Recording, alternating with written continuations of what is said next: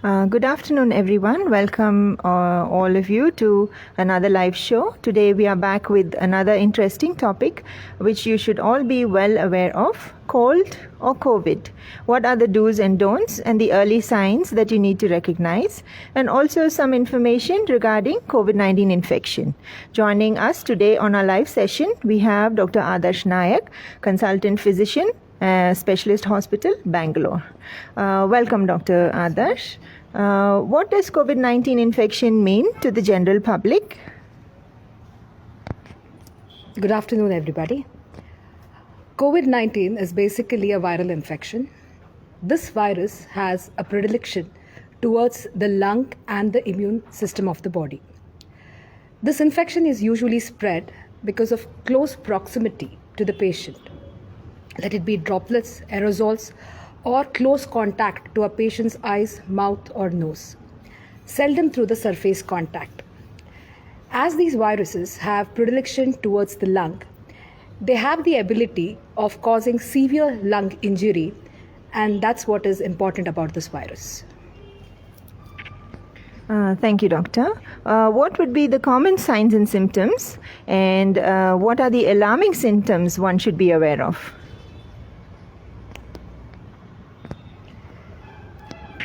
80% of people with COVID infection are usually asymptomatic or have mild to moderate infection.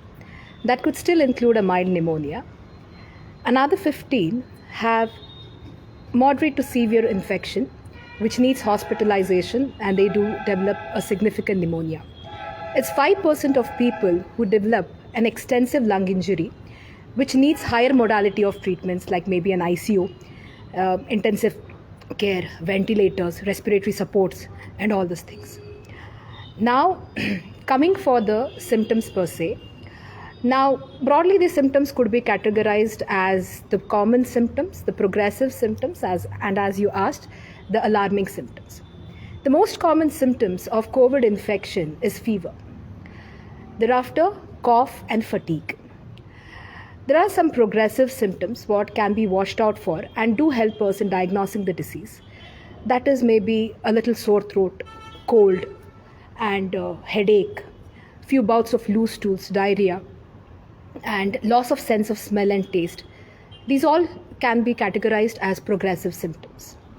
Now, as you asked, the alarming symptoms. The most important alarming symptom in a case of COVID case is breathlessness, drop of saturation, and persistent high-grade fever can also be taken as one of the symptoms that could point out us towards the possibility of forming a severe pneumonia and chest pain. So the most important and the common alarming symptom is breathlessness, drop of saturation, and also persistent continuous fever and chest pain. So these would be some of the alarming symptoms wherein it's better the patient goes and approaches a doctor physically. Thank you, Doctor, for highlighting the alarming symptoms one should be aware of. What does this virus really do to our body? Bianca, it gets a little technical here.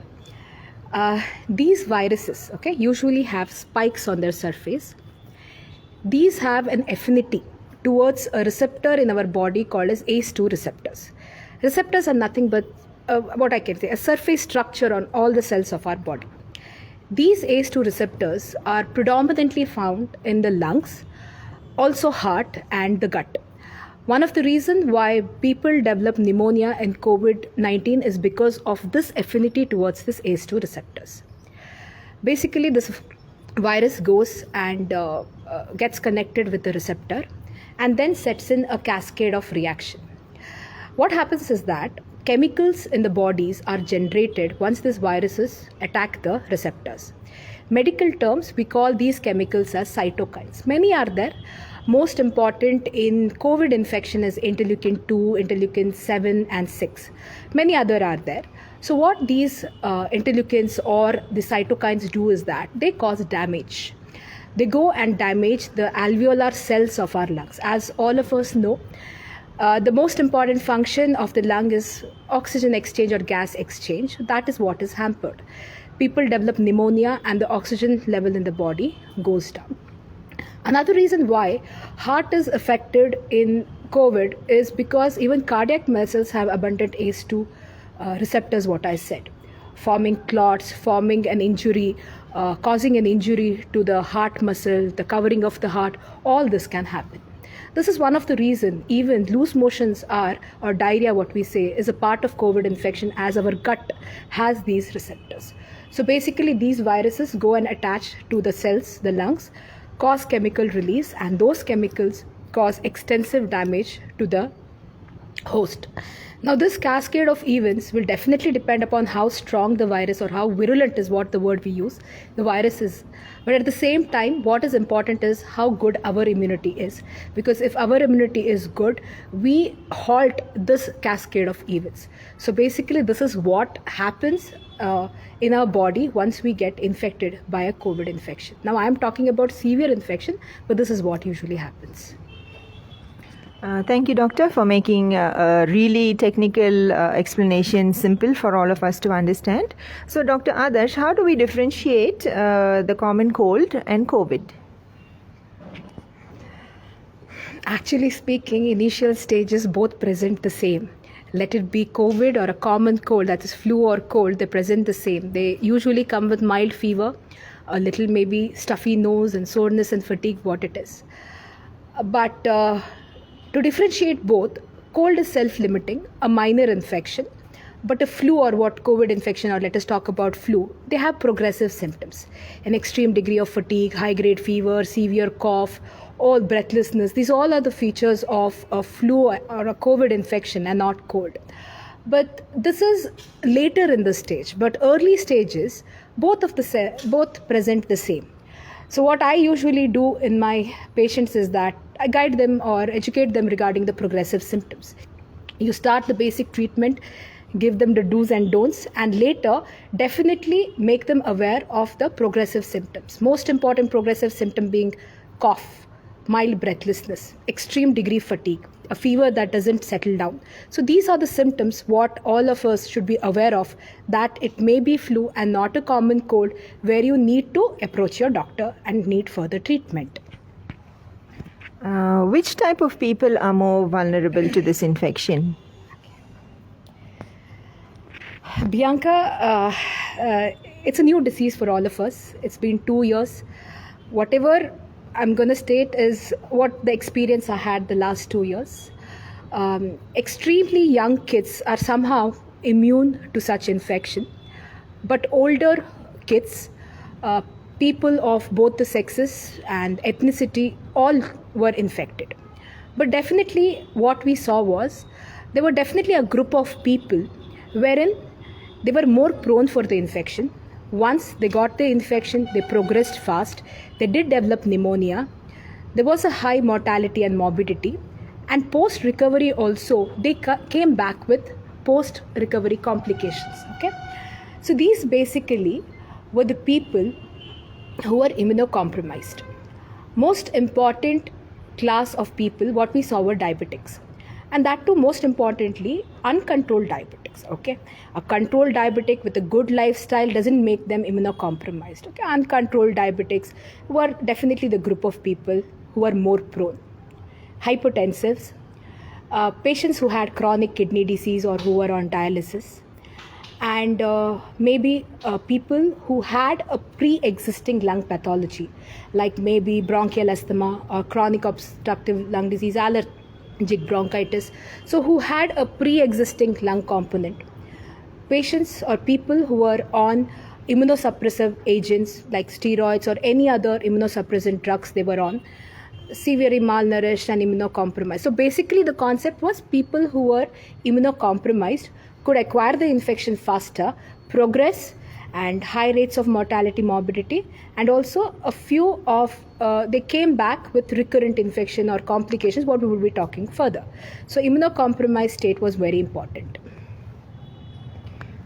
So you described about the complications. So how do we resolve or how do we deal with the post-recovery complications? Let me talk about the most common post-COVID complications that we had to address in our patients. what we saw in our clinical practice was our patients who were recovered with the COVID infection, they came back with lung infections. Maybe the first 2 months, majority of them did come with lung infection. Some came with mild symptoms, some came with moderate, and some very few came with some severe symptoms. But lung infections was the most common post-recovery complication that we came across. Then after that, next was pulmonary fibrosis. Now, what is it? I think many people are aware of it, but still let me make you aware of it. As I told you before, when a virus enters our body and attaches to the cell, cytokines are released. Now, these cytokines, what they do is that they go and injure the cell.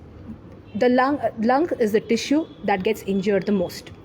So what happens is that pneumonia sets in, everything happens. But at the recovery stage, what happens is that the normal lung tissue is converted to an unhealthy or maybe a little stiffer tissue, what is called as fibrosis. Okay. So as we all know, the prime function of the lung is oxygenation. Okay.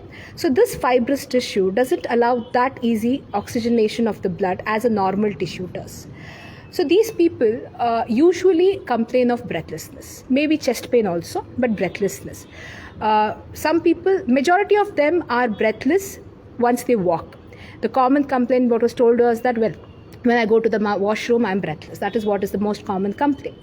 Yes, chest pain also can happen. When you take a deep breath, they always complain that there was some kind of chest pains available. Pulmonary fibrosis, another issue was it itself predisposes you to get a lung infection because it's not a healthy tissue. And any further infection can increase pulmonary fibrosis. So it was like a vicious cycle.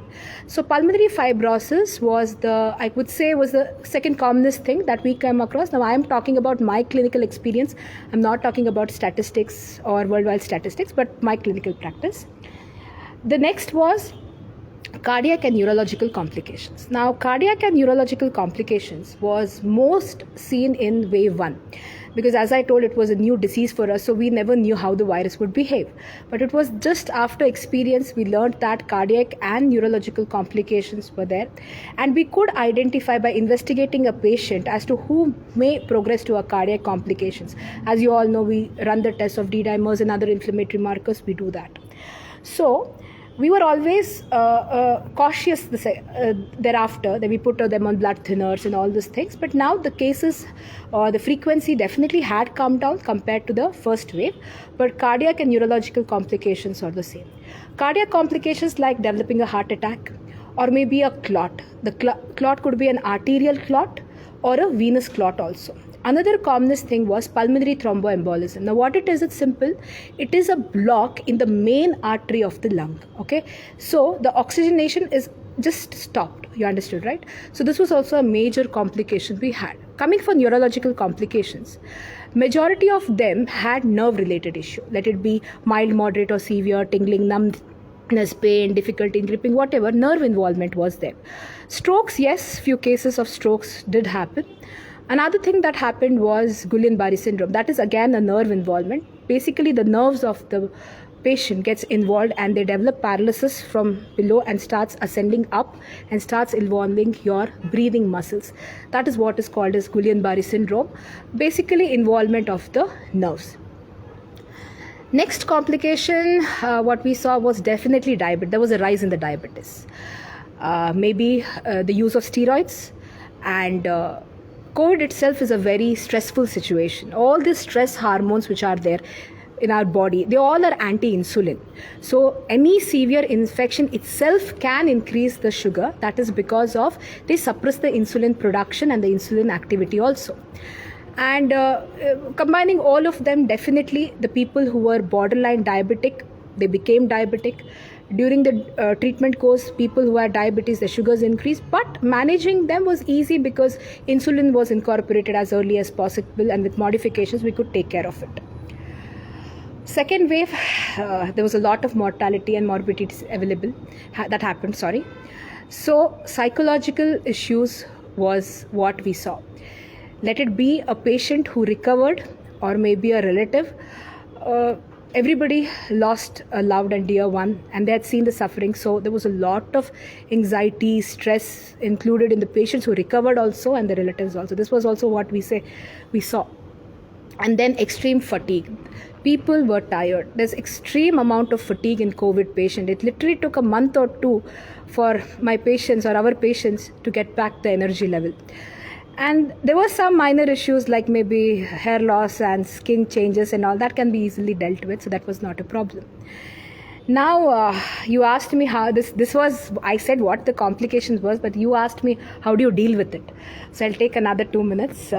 Basically, just start with infections.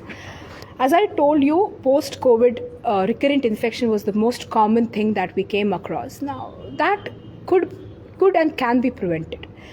Taking care of quarantine, strict quarantine is very much important. It's not only those 7 or 14 days which is important. Post that is also very important.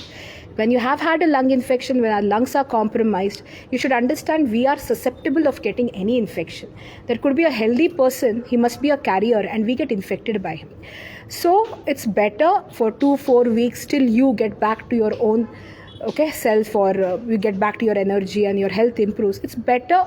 I'm not saying absolute isolate yourself. Don't mingle with a lot of people. Okay, that's one thing. Next important thing is that medicine. Stick on to your medicines. Whatever medicines has been prescribed to you, stick on to it and review with your doctors. That you are better doesn't mean that you don't review with your doctors. Just take an opinion maybe over the phone. You need not physically go there.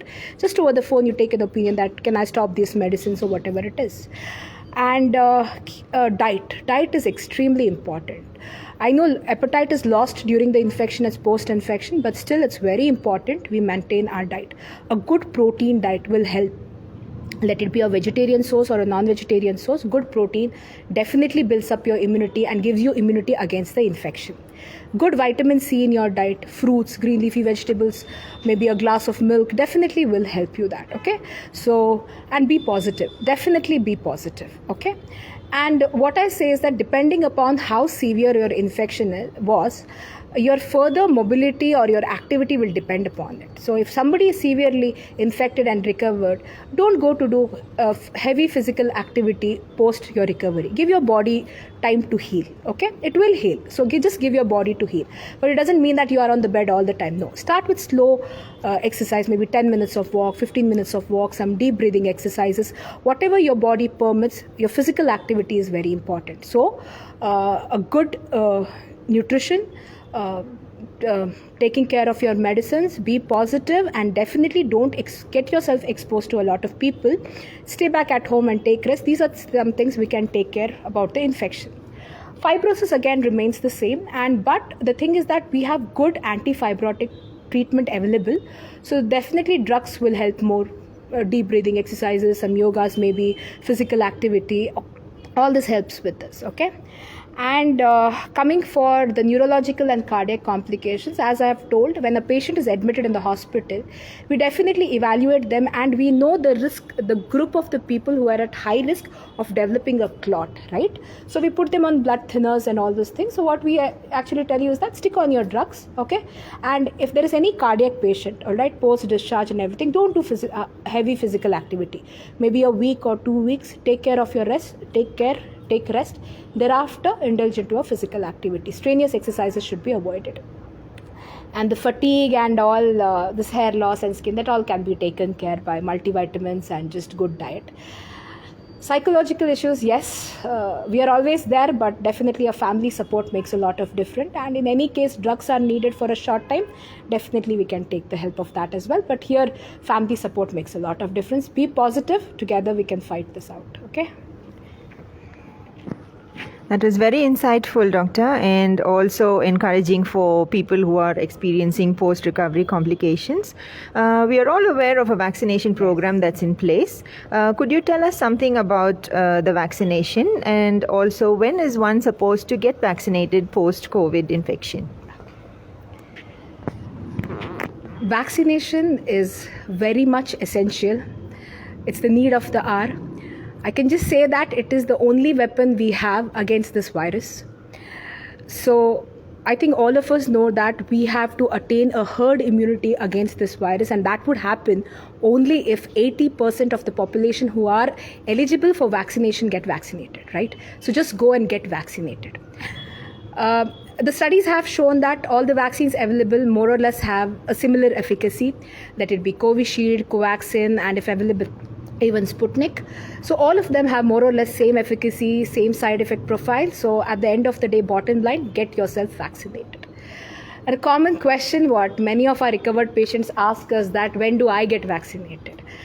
A simple thing, you don't get vaccinated immediately after the infection. That's everybody knows. Usually we wait for 4 to 8 weeks minimum to get vaccinated. So the guidelines just says that wait for at least 4 to 8 weeks before get vaccinated. But let's assume that a patient has already had the first dose of the vaccine and post which developed an infection. When it's the second dose, usually we ask them to wait for 4 to 8 weeks in general. And if it is a new vaccination to be done, in general, it's around 8 to 12 weeks. Though definitive guidelines are not there, this is what it is. So around 8 to 12 weeks is what we have to wait post your COVID infection to get vaccinated. But get vaccinated.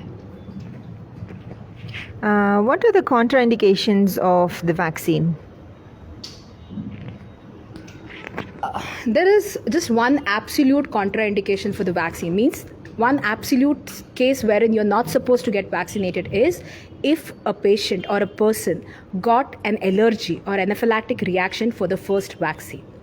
Apart from that, there is no major contraindication for vaccination. Whoever is eligible for vaccination, irrespective of age, sex, and the comorbid illnesses, definitely can get vaccinated. Next, what did you ask, ma'am? The other contraindications. So this was the absolute contraindication. There is some relative contraindications where you don't get immediately vaccinated and you wait for some time. The most important one is COVID infection. Definitely when you have an infection, you don't get vaccinated. That's the first thing. Second is post-COVID. As I told you before also, just after the infection, we are not supposed to get vaccinated immediately. You wait for a good 8 to 12 weeks, thereafter get vaccinated, right? Any patient who was given antibodies or maybe plasma, these are also group of people where you don't get vaccinated immediately and wait for certain time. It's not only about COVID infection. If you are or I am suffering from any other infection also, okay, and or maybe hospitalized for any other ailment, during that phase it's better not get vaccinated. So there is only one absolute contraindication, that is if you had an allergy for the first vaccine, you don't take the second vaccine. Now that holds good for any vaccine, not only COVID. Apart from that, there is no major contraindications for the vaccine. Thank you, doctor. Is it safe to receive the vaccine during pregnancy or the time duration of lactation?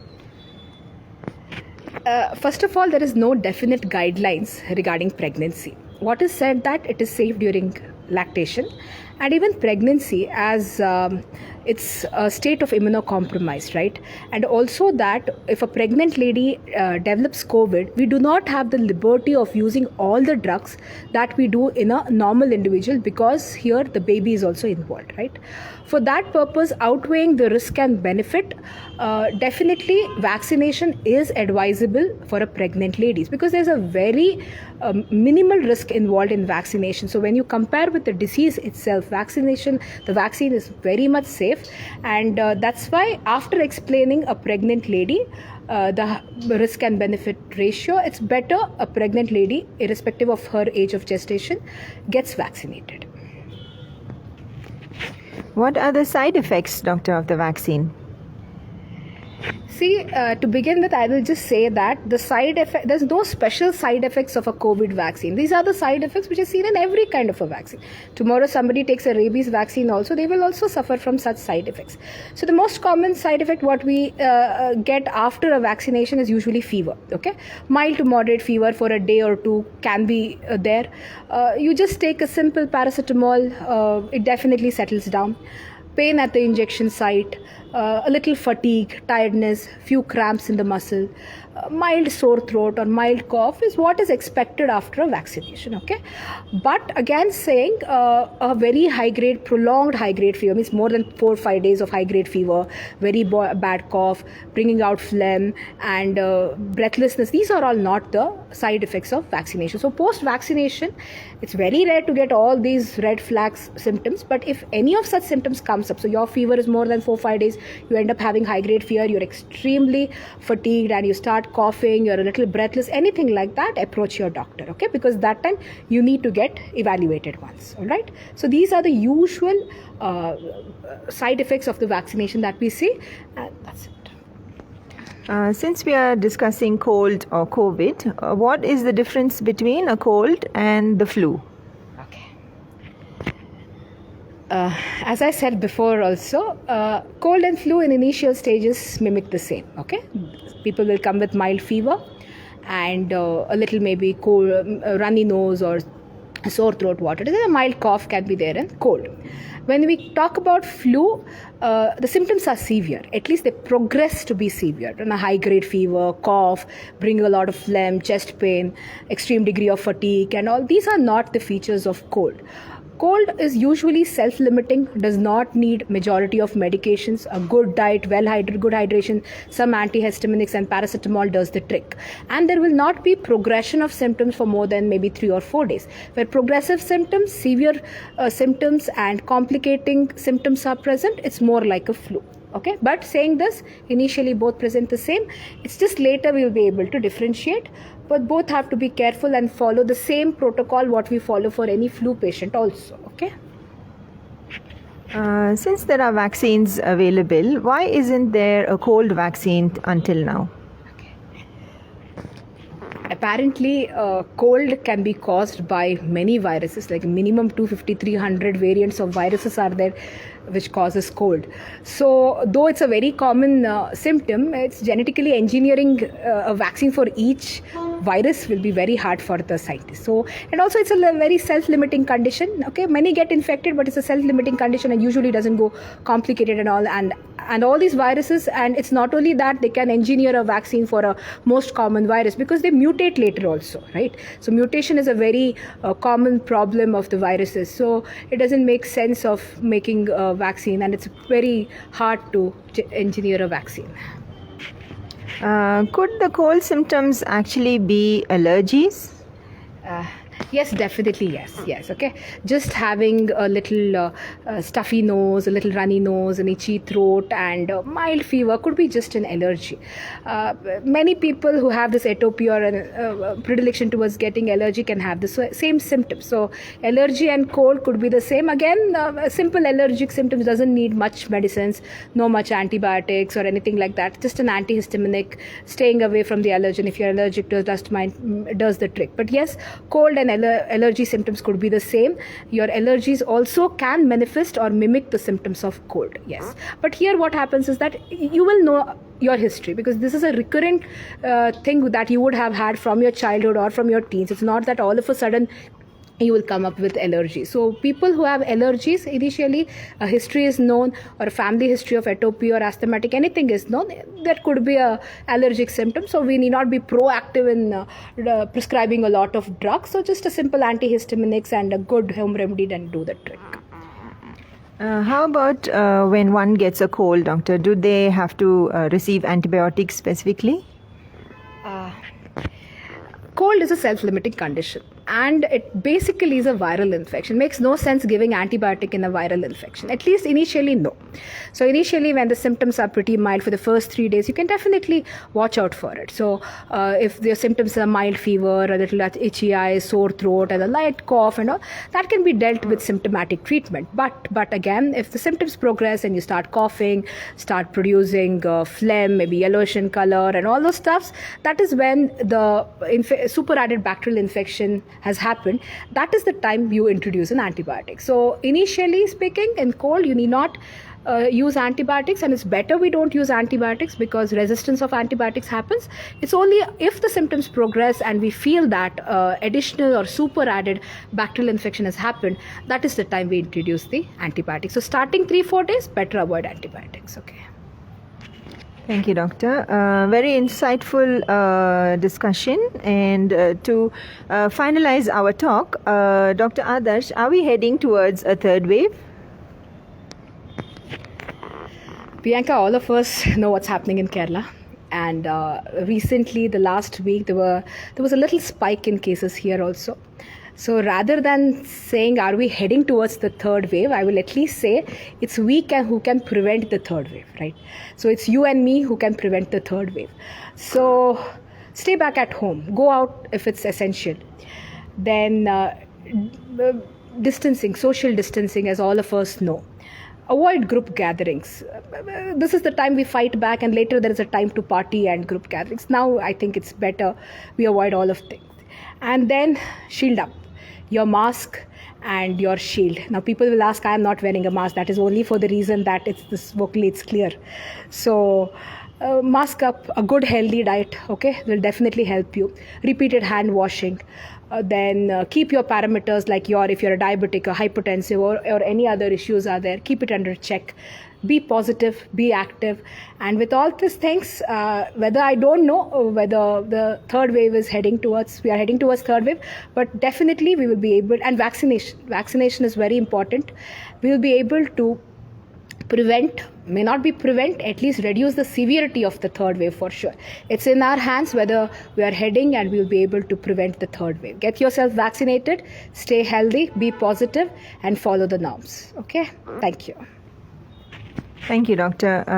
Yes, surely we will help prevent going towards the third wave. And thank you for your time today with us. Take care, viewers. Stay safe, and till we meet next week.